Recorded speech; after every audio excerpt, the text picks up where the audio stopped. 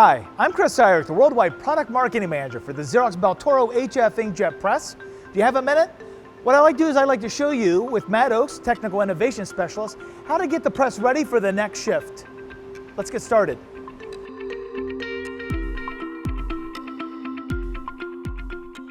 Start with wiping any feeder handles and buttons. Then wipe the panels on the ink storage area.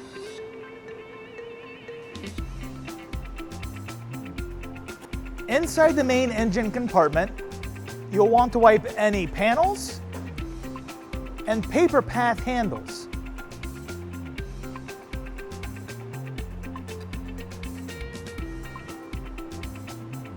Wipe the exterior door handles to the dryer, input-output module, and finishing compartments.